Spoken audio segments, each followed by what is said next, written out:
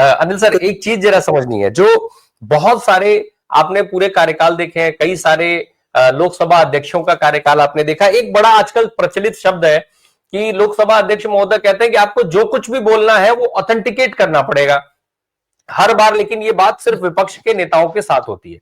निशिकांत दुबे का जिक्र अभी अजय सर कर रहे थे, मैं एक चीज बहुत जल्दी से एक क्लिप दिखाता हूं। निशिकांत दुबे का जरा क्लिप दिखा दीजिए बहुत जल्दी से। करते हैं इस देश का पहला चुनाव कमिश्नर, इस देश का पहला चुनाव कमिश्नर सुकुमार सेन, जब वो रिटायर होते हैं तो उसको सूडान का ये राज्यपाल बना देते हैं। निशिकांत दुबे ये कह रहे हैं कि उनको सूडान का राज्यपाल बना देते हैं। अब जरा दो चीजें मैं दिखा देता हूं। सवाल मेरा ये है कि आखिर जरा दिखाइए, जब ये जिसकी बात कर रहे थे, सूडान ने बाकायदा उनको बुलाया था अपने यहां पहला चुनाव कराने के लिए 1993 में। चुनाव बाद में हुए, सारी तैयारियां भारत में जो 1951-52 का चुनाव हुआ था, सुकुमार सेन जो थे उनका 1950 में वो बने थे सीसी, और जो उस समय 51-52 का सफल जब चुनाव हुआ तो सूडान ने उनको इनवाइट किया था अपने यहां चुनाव कराने के लिए। ये वो प्रूफ है, दिखा रहा हूं मैं आपको स्क्रीन पे कि किस तरीके से ये चीजें हुई थी। और निशिकांत दुबे क्या कह रहा है कि राज्यपाल बना दिया गया। अनिल सर, ओम बिरला ने ये क्यों नहीं कहा कि तुम ऑथेंटिकेट करोगे क्या इसको, या आपको, आपने इसको बोल दिया है तो आपको यहां सदन के अंदर ऑथेंटिकेट करना पड़ेगा? देखिए क्या है प्रॉब्लम कि वो जब आपको तो उसमें ओम बिरला साहब जब इधर देखते हैं तो मुस्कुराने लगते हैं और उधर देखते हैं तो टेंशन में आ जाते हैं। तो मतलब कोई भी अगर विपक्ष का नेता और विपक्ष के सदस्य अगर खड़े होते हैं तो उनके ये पे चेहरे पे टेंशन ही दिखता है और उसको डांट के बात करते हैं, इधर मुस्कुराने लगते हैं। तो वो तो उनका क्लियर है। देखिए मैं एक दूसरी बात कहना चाहता हूं जो कि गौर करना चाहिए लोगों को। ये सब मुद्दे वो इसीलिए उठा रहे हैं कि चुनाव आयोग पर जो डिबेट है उसको डिरेल कर सके। और चुनाव आयोग, क्योंकि दो मैसेज देना था इसको अमित शाह जी को। एक मैसेज ये था कि चुनाव इसी तरह चलेगा, तुमको भाग लेना है लो, नहीं तो मत लो। और वो चुनाव आयोग को भी ये मैसेज देना चाहते थे कि जैसे चल रहे वैसे ही चल रहा है। और सुप्रीम कोर्ट पर भी दबाव क्रिएट करना था कि ये जो है एसआईआर के मामले में सरकार कोई दूसरी राय नहीं रखती, वो पीछे हटने के लिए नहीं तैयार है। तो उन्होंने अपना वो एक तो मैसेजिंग किया, दूसरा है क्या कि ये जो नेहरू जी ने ऐसा किया, इंदिरा गांधी ने वोट चोरी की, फला किया, ये इस तरह का जो डिबेट है ना वो इसलिए डिबेट है क्योंकि जो मुख्य मुद्दा है उस पर ना आ पाए। लोग इस पर विपक्ष ने चर्चा नहीं की, पहले करती रही है। बैलेट पेपर का जी डिमांड और इलेक्शन कमीशन का जो कमिश्नर के अपॉइंटमेंट में अपोजिशन को भाग लेना है, ये आडवाणी का डिमांड था। उन्होंने 30 जून 2011 में एक ब्लॉग में पहली बार इसको लिखा। बाद में मनमोहन सिंह को एक चिट्ठी लिखी जिसमें उन्होंने लिखा कि जो इलेक्शन कमिश्नर का जो अपॉइंटमेंट है वो अपॉइंटमेंट में इस तरह से नहीं होना चाहिए। उसमें नियम ये था कि प्रेसिडेंट कैबिनेट के एडवाइस पर वो करेगा एग्जीक्यूटिव डिसीजन।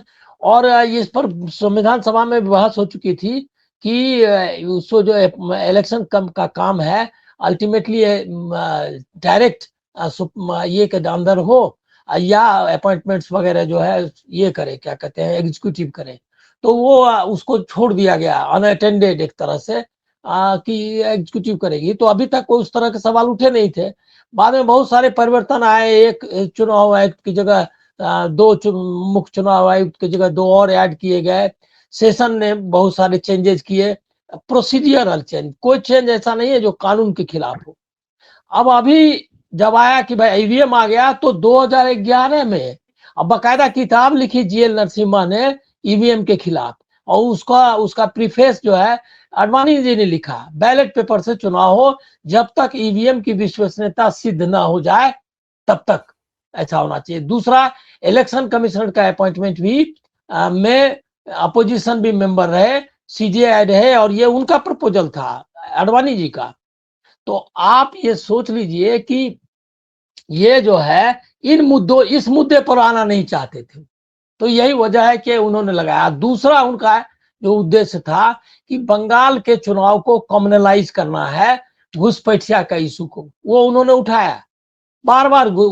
आप देखिए कि जो बात करने का तरीका जिसकी आप चर्चा कर रहे थे, जब वो बाकी चीजों का मुद्दे कर रहे थे तो सहज भाव से करते हैं, लेकिन घुसपैठिया आते ही बहुत एनर्जी आ गई और हाई पीस में एक भी बाहर का आदमी को हम नहीं देंगे। अरे ये कौन बोल रहा है? किसी ने कोई डिमांड किया? कभी कभी नहीं डिमांड किया कि भाई बांग्लादेश के नागरिक को वोट करने का अधिकार दो। अरे आपका जो मशीनरी है वो उनको डिटेक्ट नहीं कर पा रहा है, आपकी मशीनरी उनको डिपोर्ट नहीं कर पा रही है, वो कौन है बांग्लादेशी और किन उनको बाहर भेजना चाहिए, उनकी मिनिस्ट्री का काम है, लेकिन नहीं कर पा रहे हैं। तो उसको एक तो है कि चुनाव आयोग इतना इससे क्लियर हो गया कि चुनाव आयोग के मामले, चुनाव के मामले में कोई चेंज होने वाला नहीं है। एसआईआर जारी रहेगा और एसआईआर उसी तरीके से होगा जिस तरह से बिहार में हुआ। वो मैं भी यूपी और इन चीजों का देख रहा था डिटेल्स, उसमें वैसे ही वो बकायदा लिखता है कि बिहार एसआईआर में हम ऐसा कर चुके हैं। बिहार मतलब कि जो घपले हमने बिहार एसआईआर में किया वही घपला हम करेंगे, वहां आपको जो करना है कर लीजिए। अब सुप्रीम कोर्ट अगर इसमें कुछ करती है तो होगा। और वंदे मातरम का भी वही था कि वंदे मातरम में बंकिम चंद्र, रविन्द्रनाथ टैगोर, सुभाष बोस, ये सब की चर्चा हो गई, जो बंगाल का ऑडियंस है उसको एड्रेस करने के लिए।